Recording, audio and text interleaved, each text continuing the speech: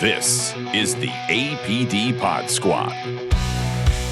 I'm Rick Rice, and in this episode, with May being Motorcycle Safety Awareness Month, Sergeant Justin Booth, who is an avid rider. We'll get to know Senior Police Officer Travis Pisani. May 13th was National Third Shift Workers Day. Now, technically, the APD doesn't exactly have a third shift, but he does work nights, and that's close enough for me to get him to join me. Also, Lieutenant Brian Hogan with the Community Engagement Division, and two of the participants in the inaugural Immersion Academy, which just wrapped up. Jackson Knight and Milinda Aguilar Santana. And Hannah Silberman joins me for a very special History Minute on the heels of Police Week and our nation's Memorial Day holiday. We shine a spotlight on two officers from the 1930s who were recently recognized as line-of-duty deaths and added to the National Law Enforcement Memorial in Washington, D.C. We'll discuss that process and how and why they qualified. It's all coming up on Season 2, Episode 19 of the APD Pod Squad. Getting to know Patrol Division Sergeant Justin Booth, pulling him off the road and into the podcasting studio today. And thank you for taking some time to join us. Of course. You were saying it's a busy day out there, right? Yes. It's been very steady. That heat is hitting everybody pretty hard. And it's been a little buck wild this morning. You know, some people, and I had to learn this as well, don't quite get how this world that we're in is seasonal. Like the weather gets warm, people get out and start doing things. Yes. You know? Yep, absolutely. And then it's almost also like by the end of the summer, they're sick of it being warm and they stop doing the things. Like it can slow down like in August. Yes, absolutely. So it's not just that it's warm out. It's like that they've been cooped up during the winter. Yep. And now they're out and shenanigans ensuing. And right. Yep, cabin fever at its fullest. All right. So we have got several things in common. First of all, we both grew up in the 716. Yes, sir. The Buffalo area code, same county, as a matter of fact. That's right. Niagara County. Mm-hmm. Also, if I were to say I had an old mule and her name was Sal, does that ring a bell? Anything there? It's an old song. It's an old song. 15 miles on the Erie Canal. Okay, yeah. So, yeah, your hometown, Yep. Lockport, New York. You can't get more Erie Canal than a city named Lockport. And I'm from just down the Erie Canal. Yes. Closer to the Niagara River, North Tonawanda, New York. No one has heard of that one. No one's probably heard of yours either. Just a couple of small town suburbs of Buffalo, New York. Oh, yeah.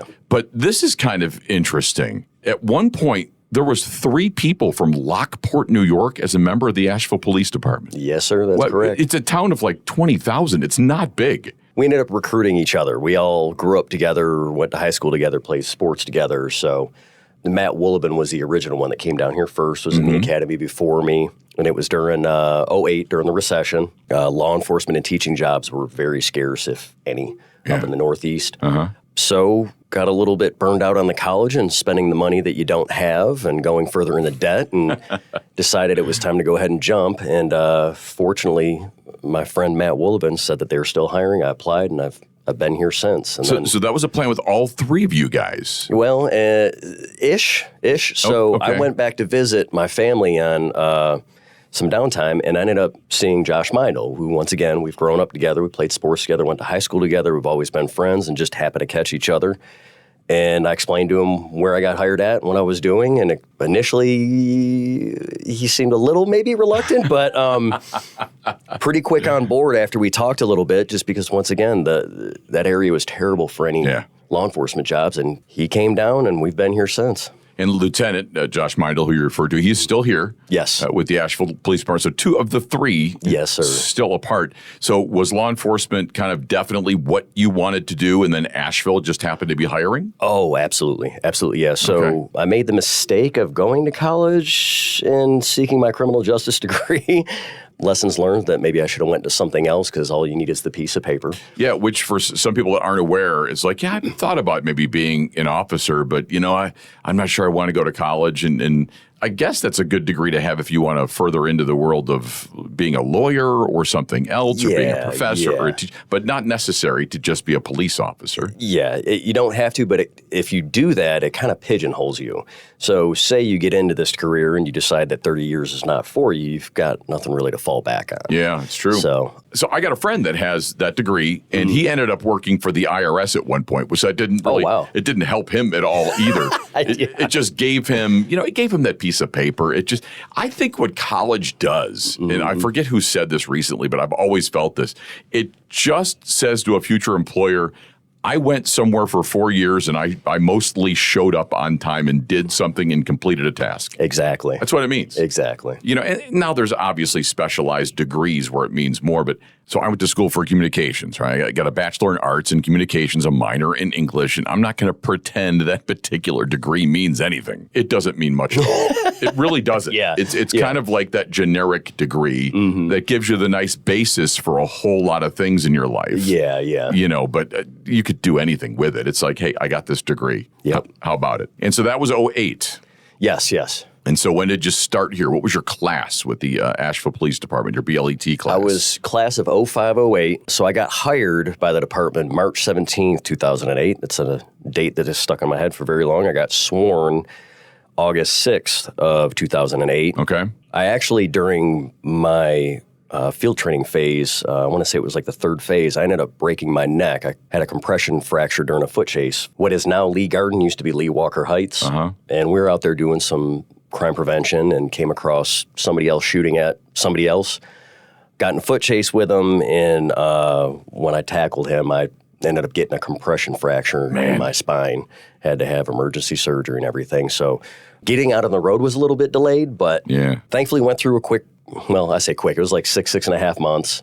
Decent recovery, was able to get full recovery, get back out on the road and finish field training. And did you know it when it happened, like how bad it was? Oh, absolutely. I mean, sometimes people get injured in any way, shape, and form, like sports-wise or otherwise, and you don't know how bad the injury is. Yeah. And you say to yourself, it didn't hurt that much at the time, that I found out this was torn. One of the most painful things I've ever felt. It sounds bad. Yeah. Do you play like contact sports or anything like that? I did. I mean, I'm 57 now. You know what a stinger is, right? Oh, yeah. Yeah, so it felt like that, except the feeling doesn't come back into your fingers, and like just the pain all throughout my arm was just atrocious. I had one on my shoulder really bad one time playing hockey, and for the rest of the night I couldn't feel it, and I wondered. Yes. And we were this close to going, to the ER or whatever it was, and then it came back before I went to bed, and I'm like, well, I don't feel. I did the old chicken wing. You're like, it feels normal. Like everything seems to be in place, and it came all back. But in your case, obviously, it took more than that. Yeah. Plates and screws on my neck, and got a fusion, and here I am 18 years later, and still plugging along. So Sergeant Justin Booth joins us, and it is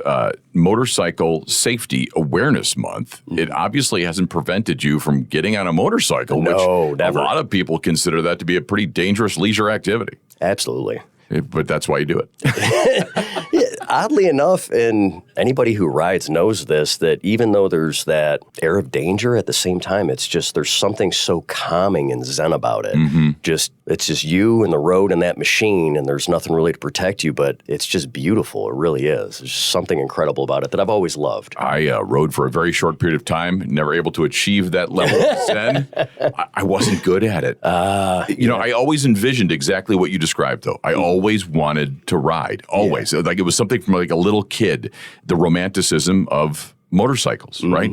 And so I finally pulled the trigger on it, and I never got the hang of it. Now, it probably, part of it could have been the bike was a little too big. It was a Harley Softail. Yeah, that was probably... It was probably too much bike for a guy that hadn't ridden before. Yes. And now when I did the classes at AB Tech, I certainly was not on that type of a bike. It was one of those. One of the smaller ones that typically they train out with. Yeah. Which is what you need. It was either a Kawasaki or a Suzuki, or it was something, but it was tall. I had one of the taller ones because I'm a tall guy. Yeah. But it was also a lot lighter and a lot less powerful. Exactly. And that's something, even though it's, when you get on something like that, you're like, this isn't that great, but I mean, you got to crawl before you walk, you got to walk before you run. It's just learning all that so you don't end up killing yourself. or getting seriously injured. I tried a couple different times to get out there, and I actually had someone that I rode with. He owned a local motorcycle shop. Remember the one on, I guess it's on South Tunnel. It's right there by the DMV. It was a used motorcycle dealership. Oh, okay. Yeah. Okay, so when I was in my world of radio, they were an advertiser. And so we were working with them. So basically, I was riding to kind of endorse them. And so I was riding different bikes. They probably should have given me a different bike for starters. So we went one day on Riverside Drive, right past the waste treatment plant. Yes. Are you familiar with that road? Yes. So you pass that. Of course, it's on the way out to the training center. Then right after you get past the waste treatment plant, there's an S-curve. Yes. And so it had rained really hard a couple of days right before. And on that particular S-curve that moves to the right up on that hill was a gravel road. And the gravel had been pushed down onto the asphalt. Yep. Right? And so I was going probably a little too fast for that turn. Mm-hmm. And instead of downshifting, I had this bad habit of just dropping into neutral and just gliding through. I don't know. I was a new rider. I just wasn't that comfortable in the downshifting thing. And I'm like, I'll just drop it into neutral and just glide through. Bad idea. Yeah. So I do that. I have no control of the bike. I skid to a stop. Didn't hit anything. I got so lucky. Yeah. I wrenched my wrist just a little bit, scraped up the bike a little bit, but even the damage wasn't too bad. And I just basically skidded to a stop, and I check everything, and I'm like, okay, I think I'm okay. Nothing's hurt. Am I here? Am I all in one piece? Nothing broken? But we had to have somebody come into it. The bike was not going to work anymore that day, so we had to have someone come out. And that was the last time I rode. That was the second time I dropped it in a month. And I just decided this isn't for me. Fair enough. But I got it out of my system at least. Yeah, that's true. That is true. It was something I always wanted to do, and I wasn't good at it. I hate that it went that way for you, though. If it could have been a different story if you started with something a little bit smaller, just to get the hang of everything first. Because a lot of those Harleys, they are big bikes. It was too powerful for me. Yeah. And you know what, though? I like that I tried it. Yeah. And I did it. And how long have you been riding? Like on the street, I think I started, it was either 19 or 20 years old. I got my first actual motorcycle. So you had a dirt bike before that then probably? Some trail bikes. My grandfather had them actually. He was the one that taught me how to ride a motorcycle actually. So probably about 11 or 12 years old, I was riding around on little trail bikes and stuff like that. So that's why I learned, and that's where my basis came from. And of course, that's where I fell in love with it as well, too. And I want to say I was about 19 or 20 years old when I saved up enough money working and going to college. And I bought for like $800. It was a 1979 Honda CBR 550. Mm-hmm. It was a cool little bike. It definitely screamed the 70s. It was brown and black, a little bit of chrome on it. And it had those big old long leather seats. They almost looked like the old school touring bikes, but the thing sounded like a sport bike because it would rev out at like 9,200 RPM. And that thing was fun to ride around on. So I had that for a few years. I ended up moving down here when I got the job. I left that bike there. My pop sold it for me, and I ended up getting a 2008 Yamaha V-Star. I had that for about a decade, and maybe a little bit longer than a decade. It crapped out on me. I ended up in 2021, I got a brand new, the Honda Rebel 1100. All right. So something with a bigger engine, more power, but something that's not just insane. Once again, I don't want a bike that can do something absolutely crazy where I end up testing it and then ending up, getting hurt. Nobody buys a 1,000 cc engine bike and doesn't mess with it. You know what I mean? So I got something that was reliable, nice, fun to ride, and something that I know when I get on and I turn it on, it's going to fire up every time for me. So. Yeah, there's that aspect too, right? Oh, yeah. So you've been riding a long time, right?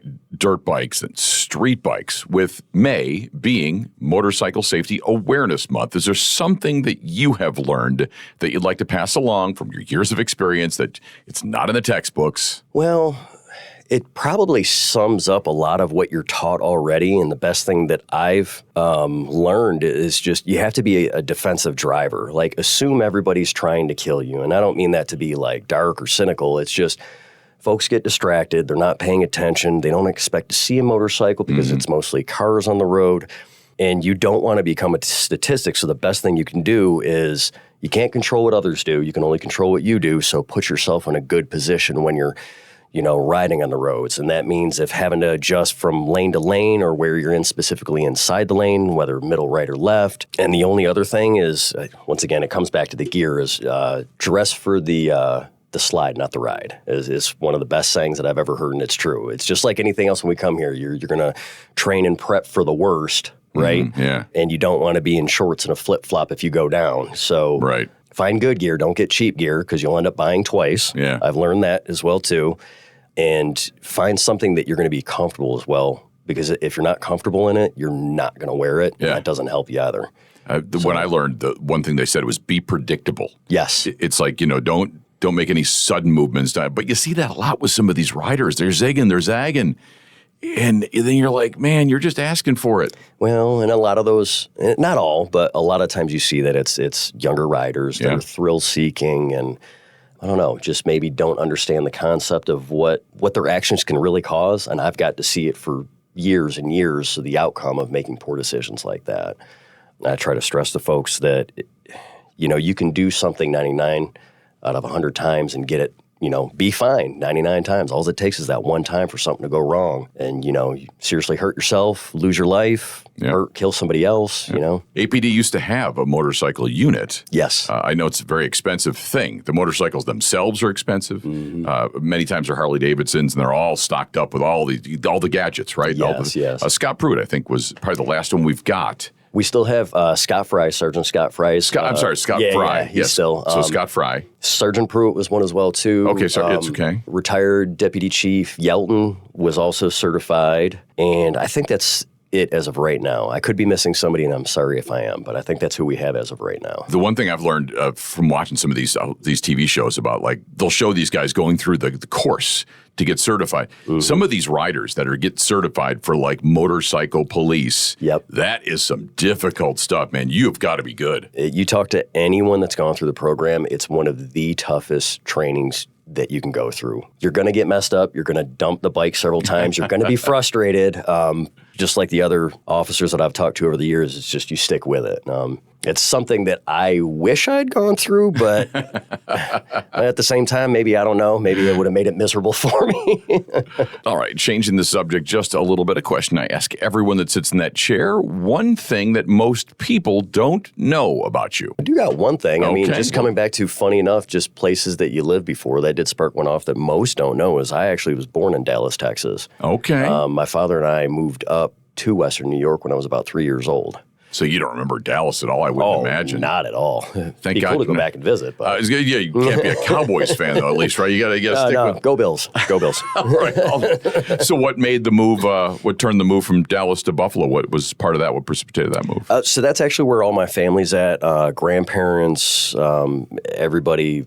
all my mom's side of the family as well, and my dad's side of the family for the most part. Mm-hmm. I was born in 84, so we're talking about 87-ish is when we moved back, and there was a pretty decent-sized boom for construction and carpentry, which is what my father does. So amongst him, he was a single father at the time. Him and my mother were split, so he also needed help with raising me. Well, he could work as well, make money for us and everything like that. So I very much got to spend a lot of time with my grandparents growing up. Incredible people. I consider them my second parents, and I'm, good Lord, I know how lucky I am to have been in their lives and have them in mine. Very, very incredible people. What you say, those years, 84, 87. God, I graduated high school in 86. It's times like this that I feel especially old. I didn't mean to dangle that in your face. I'm sorry. My God. As soon as you said 84, I'm like, sophomore in high school when he was born. Oh, man. The 80s were great, though. I did enjoy the 80s. Yeah. But you got to enjoy, I guess, you were coming to age in like the early 2000s, I guess, huh? So the 90s and early 2000s, yeah. So I graduated high school, started in 98, graduated in 02. All right. So I got to have a good taste of the 90s, which, oh my God, beloved. Love it. Oh, 90s were good too. Yeah, 90s were good. So you remember then, of course, the big panic, the Y2K. Oh my God, everybody. So, every generation seems to have its own version of panic. Of course, we had COVID and other different things.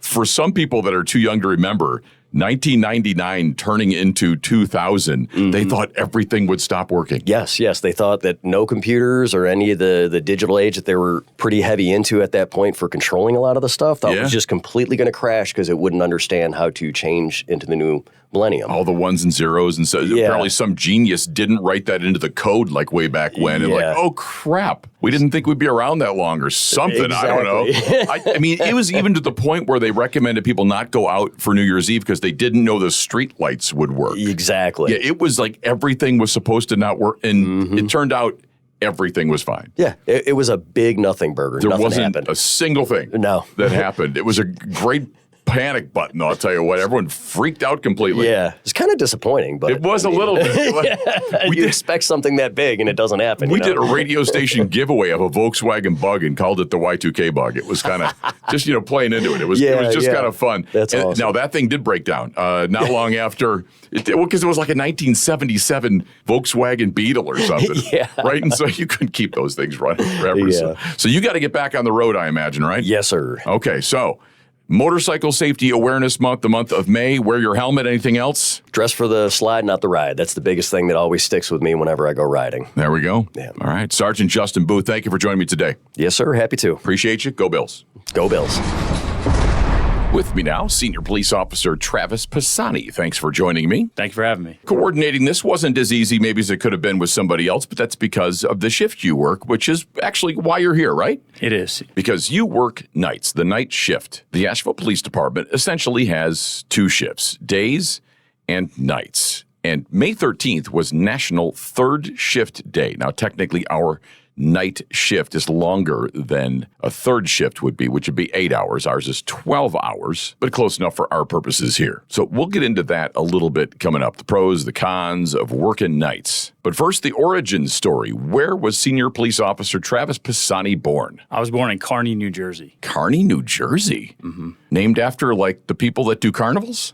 Named after General Philip Kearney. I was not expecting that. That's an interesting factoid. So who was General Philip Kearney? Do you know? I'm not really a Civil War buff necessarily, but I've recently been interested in reading about it, and I know he was a big part of the Civil War. That's cool. See, I am a Civil War buff, but I'm not familiar with that name. Yeah, he was a one-armed general. I think he died in Virginia in 1862. But yeah, Kearney, New Jersey. He was born in that area. Okay. Near Jersey City or whatever, and he had like a family house there, and I'm not too sure of the origins of that, but I know that the town is named after him. So Kearney High School was your high school? I was actually homeschooled. Oh, okay. Yeah. So not Kearney High School. Is there a Kearney High School? There is a Kearney High. They've got to take a little bit of ribbing, don't they? Because that's what they call the carnival folks. They're the carnies. The people that work, like they travel with the carnivals. They're the ones that kind of work all the stuff behind the scenes. Those are carnies. So I just didn't know if that... I'm not sure. I mean, they're the Cardinals, I believe. Both the Kearney Cardinals? Yep. Oh, my. This keeps getting better and better all the time. But that's awesome. What part of New Jersey is that? That's North Jersey, right outside of Newark. Okay. So what brought you down here? Well, my wife needed a kidney transplant, and that was kind of the main focus. But also, things were getting real expensive in New York, and it was getting hard to live off of one income. And then I had a brother that moved to Candler back in like 2015. Oh, so you're a little bit familiar with the area. He probably bragged on it a little bit, said the great outdoors here and everything like that. He told me a little bit about how it is geographically, with a much more mild winter. And, I was at the time living in the Hudson Valley, New York, which is geographically pretty indistinguishable from this. And that's, so it was an easy transition. It's a little colder up there, though. I mean, a lot more snow and definitely a different climate. But we still, as you know, it still gets pretty cold here in Asheville, which is nice. It does. I almost took a job in that general area, Poughkeepsie, New York, which isn't too far from there at one point. Actually, when I was deciding between two jobs, it was Asheville and Poughkeepsie.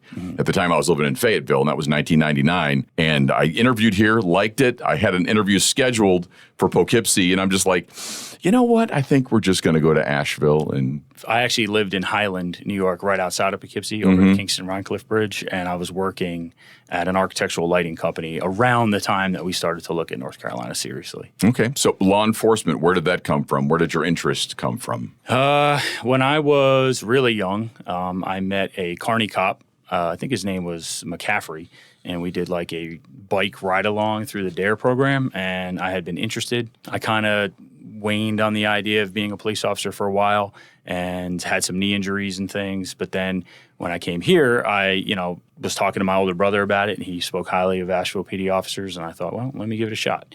I was, 30 when I got into it, so a little bit later than normal. And you've been with the APD how many years? Next month will be 8 years. 8 years. Always on nights? Always on nights. Was that by choice, or is that just where you landed? Well, I landed there initially and enjoyed it. And then it's been more of a conscious decision over the past several years. So you like it? Parts of it. It can be a challenge in some ways, but I do like what I believe it offers me, which is to be a little bit more of a mentor to the newer people in their career. And then some of the just challenging aspects of the schedule, I've found some relative success navigating them.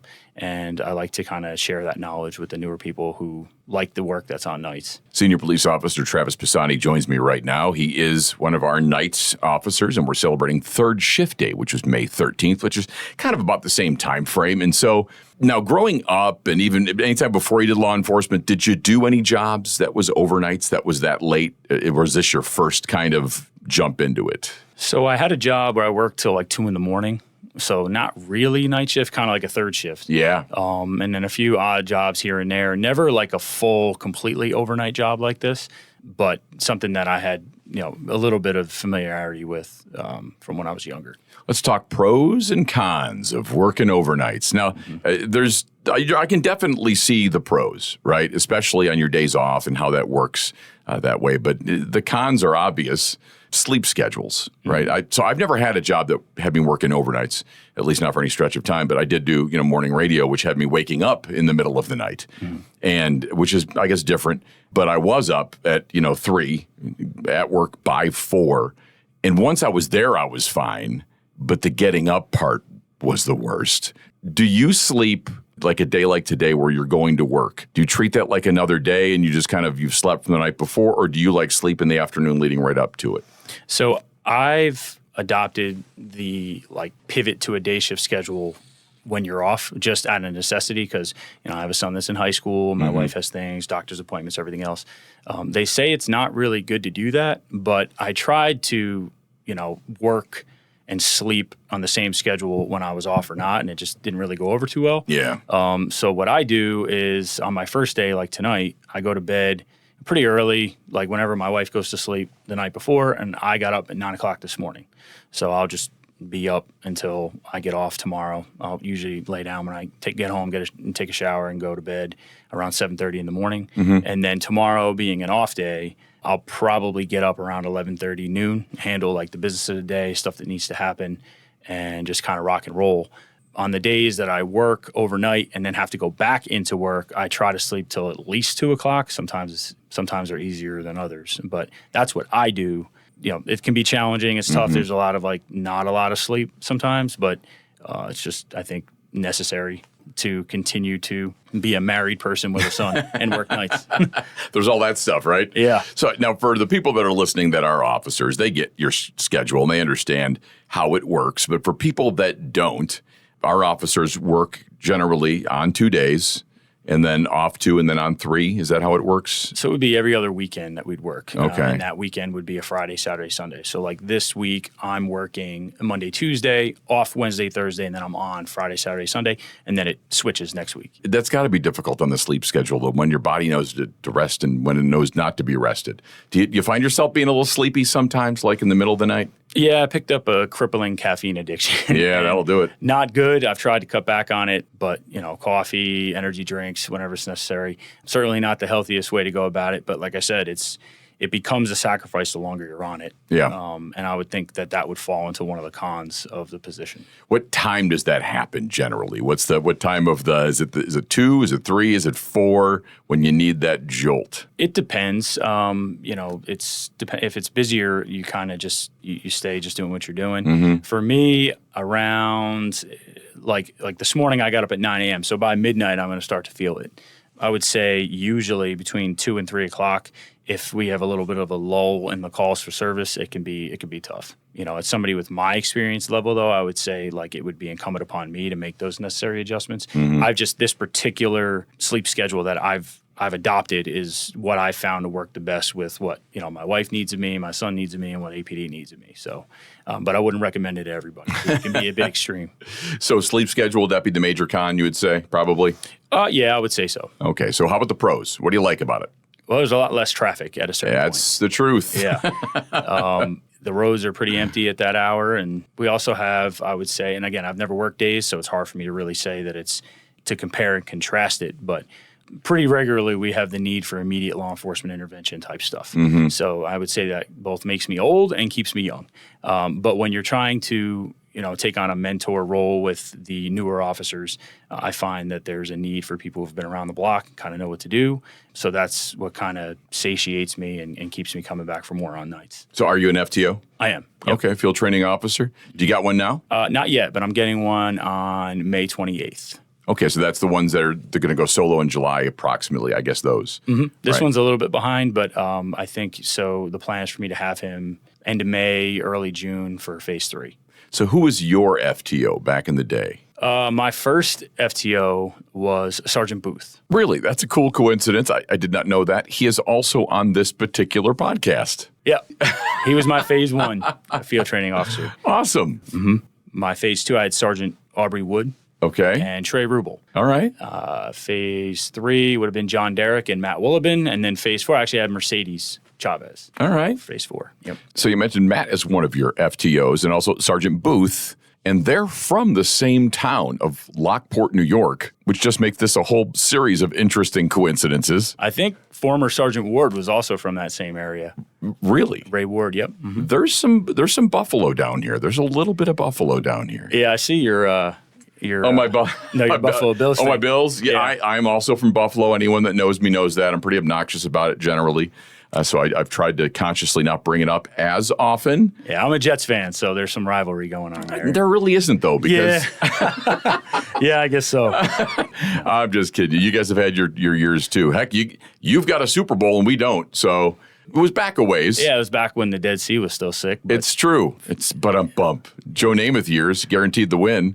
But hey, you guys had 3 number 1 draft picks this year, so we'll see what happens with them. Are you kind of a big fan, diehard? Yeah, I'm a long suffering Jets fan since I'd say the early '90s. And the weird thing is, my father's a big Rams fan, has been forever.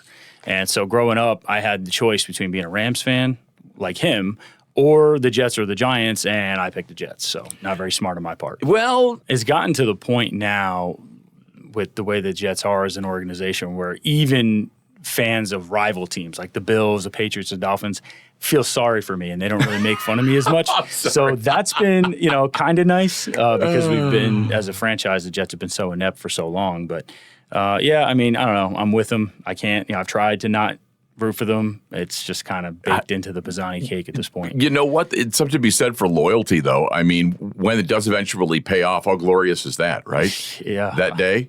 So you know that Detective Sean Parker, also a Jets fan? I did know that. Yeah, there's not many of us. I'm trying to get Sergeant Shope onto the Jets fandom. He's resisting, but I think I might break him at some point. I think there's a few other people from here, from the general Jersey area.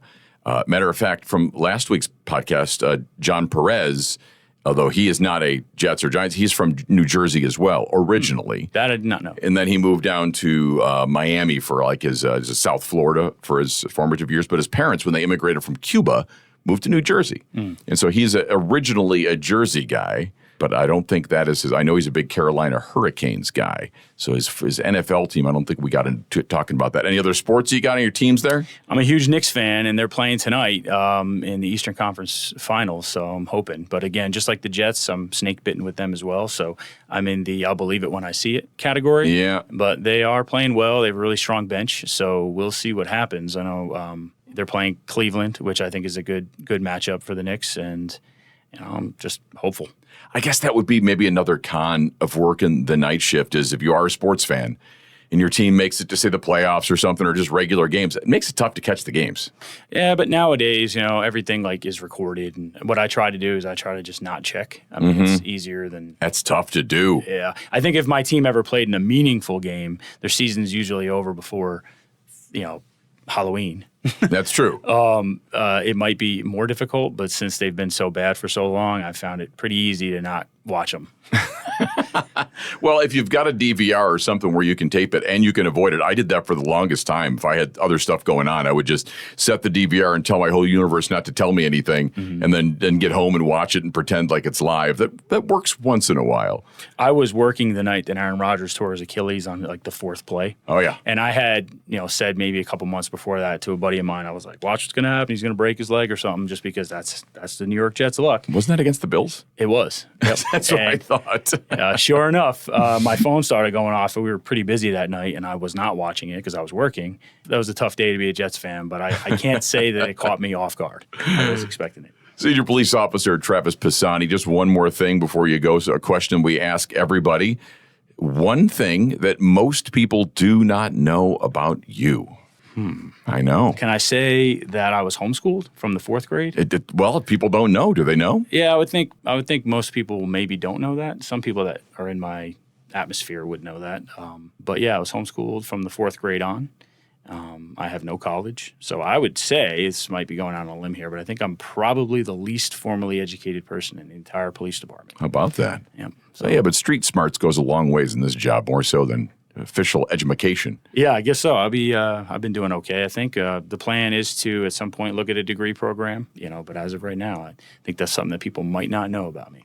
How about, when you were homeschooled, when you get toward the level of, say, high school age, did you have other kids that were also being homeschooled? So you had kind of group outings, things like that, group classes, sports. I know there's some organizations for homeschooled kids. Did you have any of that? Yeah, we had like a homeschool group, and we used to meet up at a horse farm in upstate New York a lot.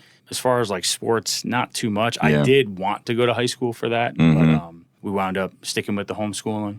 I met my wife when I was 15, and she was in high school in like South Jersey. So I kind of lived vicariously through her experience, doing like the proms and all that stuff. But for myself, I wanted to play football and wanted to play baseball in high school, but just never materialized. So you met your wife when you were 15. Yeah. She was 15. How old were you? Also? I was 15. She was 16. Oh, so 15 and 16. Oh, boy, an older woman. Yep. I mean, now it doesn't seem like anything, but when you're 15, a 16-year-old is... You're doing pretty well for yourself. I was pretty popular in my homeschool group on the horse farm. How old were you when you got married then, if you met when you were that age? Well, it's a sore subject. I held her off until 2015, so it was, 11, 12 years? Oh, wow. Yeah. Yeah. Okay. Well, you finally pulled the trigger, though. Yeah, we've been married for a while, and it'll be 22 years. We've been together July 5th. And that's the number you're going to go with. Yep. I have to check my math. I'm sure she'll tell me if I'm wrong, but I think I'm right on that one. Well, I'm sorry to bring that up. I hope she doesn't listen to that if it's a sore subject. No, it's no problem.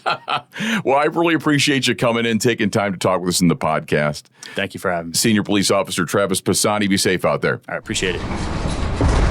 So this is cool. Not only are we going to talk about the Immersion Academy with Lieutenant Brian Hogan, but we have two of the participants, or Lieutenant, are we calling them cadets or are they just participants? I would say participants. Okay. All right. That hasn't been decided, it sounds like. Correct.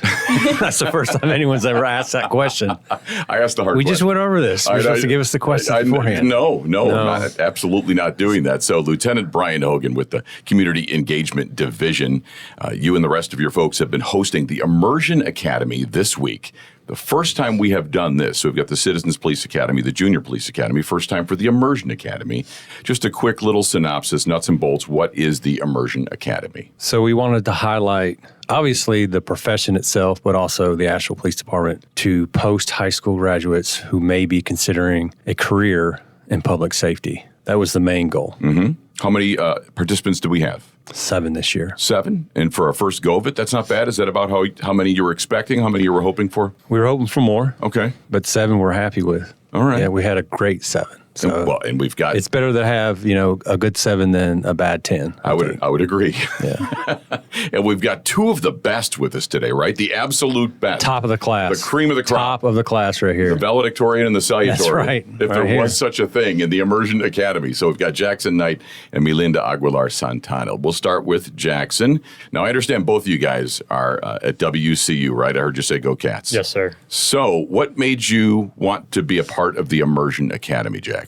Well, I started at Western as a business major, and further into the major I got, realized I really didn't enjoy the classes, and I really couldn't see myself in an office all day. Isaiah Signac came and spoke to my criminal justice class and was talking about the upcoming Immersion Academy, and I thought it was going to be a great opportunity to get a new perspective on law enforcement and make sure that it was something I was really interested in. And so what did you learn this week about you and about the academy and possibly your future? I've learned a ton. It's so hard to put it into a short sentence, but really just what law enforcement is about, not just patrol, but the day-to-day stuff and just the possibilities of that goes into working at a police department, because there's way more than I initially thought. There's an unlimited number of jobs that you could have working in law enforcement, and yeah, that's been a great perspective to gain. So one thing you probably wouldn't have the chance to do if you had a job where you sat in an office all day long was physical fitness. So you just completed the POPAT, which for those folks that are not familiar, basically a physical agility test. How did you do? Yes, sir. I'm about 10 minutes off my POPAT, and I'm still kind of catching my breath.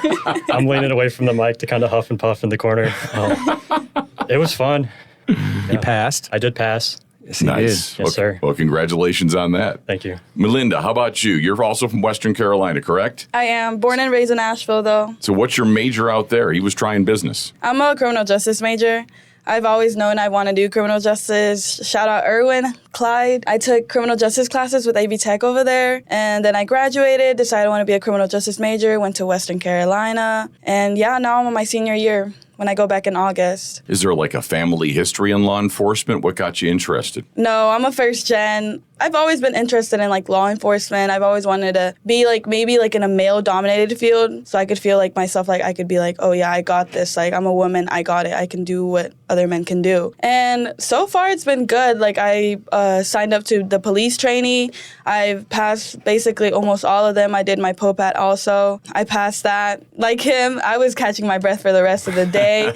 My chest was hurting that whole day. It was a little traumatized, but it's okay. Well, congratulations to you as well. Thank you. Lieutenant Hogan, I was encouraged to see that about half of the participants were females. Absolutely. That's pretty cool. Yeah. We noticed that last year in last summer's Junior Police Academy. I think we had about a 50% ratio for young ladies, and by and large, they were awesome. Yeah. The Asheville Police Department is part of the 30 for 30 initiative to try and encourage more women to enter law enforcement. Our numbers are actually slightly higher than the national average here and increasing. And we've got women in positions of leadership here. Heck, Chief Jackie Stepp, our chief of police, our interim chief, is a woman. And we have lieutenants and captains. So did it push you in any direction this week, Milinda? Like as far as what you learned and your possible career and like, okay, I think this is for me? Yeah, definitely. I already knew that I wanted to be in Asheville. I live here. My mom's from here. I'm always in Asheville. I love Asheville. Yeah, a lot of the stuff that we've done, it's like really opened my mind more about what we do. Like the scenarios, that was insane, but I loved it. I would definitely recommend for others to take the Immersion Academy. So you could see yourself as a future Asheville Police Department officer? Oh yeah, definitely. Jackson, how about you? Yeah, as of now, absolutely. I didn't come into the Immersion Academy with that idea, but over the past now 5 days, I have gotten to meet so many people, and I've really opened my eyes to how great Asheville PD is, and absolutely a place that like feels like home when you come in. Everyone's super caring, and the camaraderie is very real. Just watching the officers talk to each other, like definitely want that. It's very interesting. What was your favorite or most memorable experience during the week? I think Wednesday we went to AV Tech, and it was our simulations day, and we had fake guns that shoot paintballs kind of, and we got to do simulated scenarios that you would encounter as a patrol officer. It was extremely immersive. It really felt like you were there, adrenaline going. It's not a real scenario, but absolutely felt like it was real. And by the end of the day, yeah, I was hooked. So both of you agree with Wednesday Yes, definitely Wednesday. being the best day. How about, was it really different than what you had imagined being an officer would be after the week? Seeing what you experienced, being immersed in the program, do you think it matches up with what you thought, or is it different than what you thought, perhaps the life of an officer? We'll start with you, Milinda. I feel like it was what I thought because of the classes that I've taken before. We've spoken about it sometimes, like how police officers have to face like a lot of things, think on the spot, really hard to sometimes just like think on the spot and just like know what you're about to do, or like discretion. But other than that, for Wednesday, the chase was really fun. That was really fun. Got my adrenaline really high, and I was really excited being in the cop car with Carrie Lee. But definitely I knew what was going on, and yeah, I loved it. Jackson, you were not part of a criminal justice program. You were a business major, so you may have had some different expectations. How about you? What are your thoughts? From the perspective of law enforcement that you get through TV and the media and everything, I kind of already knew a little bit, but coming in and actually seeing it firsthand, there's so much more that goes into it than that I had previously understood. And there's a lot that happens behind the scenes that you don't see on TV. Like the movies make it look really clean and fast, and there's more to it. And it was really cool to get to see the behind the curtains look. So what is the next step for both of you? Okay, you've taken the Immersion Academy. Milinda, you're just about to graduate next year, right? Next year, yeah. Okay, so what's the next step for you after you graduate? Well, I'm going to apply for the academy and try to get into the academy, become a police officer. So we could see you in the BLET here in about a year or so? Oh, yeah. Awesome. How about you, Jackson? I second that. I thought about applying last night, but today we're talking to the hiring team here at APD, so I figured I'd wait to chat with them first. But yeah, application incoming and hopefully be in BLET. Well, congratulations again to both of you, and thank you for participating in the inaugural Immersion Academy. Lieutenant Hogan, how about you? Did it meet or exceed your expectations first time doing it? Yeah, it was a brainstorming session, and we come up with the idea, and I think we absolutely are going to be doing it again. And we'll just keep refining it. And I was talking to Officer Senyak about it, and we're already starting the vision for next time and kind of how we will shape the week. And it's going to be really good. Well, Officer Senyak's the right guy. He's quite the Renaissance man. He's the guy. He is the guy. Absolutely. Thank you to Jackson and Milinda, and we hope to see you in the halls and walls of Asheville Police Department next year. Thank you so much. Time again for another History Minute with Hannah Silberman. Thank you so much for joining me. Glad to be back. You know, we were scheduled to have this, but we were going to have a different topic. And then we got to talk about these two former officers that you played an integral part of getting their names on the National Law Enforcement Officers Memorial Wall. So you just returned from that trip in Washington, D.C. as part of National Police Week. So that must have been exciting for you personally, right? Yeah. Let's talk about the officers first and foremost. Two officers. And this dates back to the 1930s. And the similarities between the two of them and how they died, it's actually kind of eerie. Mm-hmm. So let's talk about the officers. First, how about Sergeant Frank J. Hagan?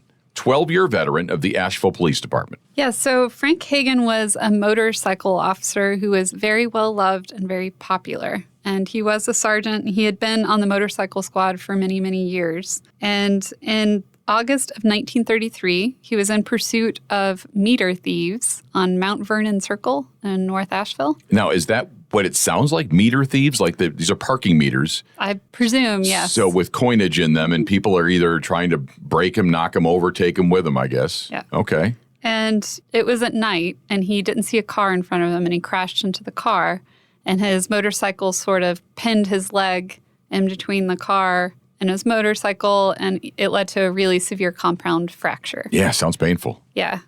So he had a pretty long recovery period from that, and he kind of came back to the department in different capacities as a dispatcher, as a detective, and then eventually he got sick again related to his original injury, and he passed away in 1937. The injury was 1933. Right. Dies 4 years later at the age of 37, it says here. Yep. Young man. Yeah. And he had a wife, 4 sons, and a daughter that survived him. But at the time when that happened, that wouldn't be something that would have been categorized as an on-duty death. That's correct. So our understanding of what a line of duty death has changed significantly in terms of, the 1930s to today. The law enforcement memorial wasn't started until the 1980s. And so for most of our history, it was an active assailant. So you got attacked or you got shot and you died immediately. That was a line of duty death. But today we understand it as you were on duty.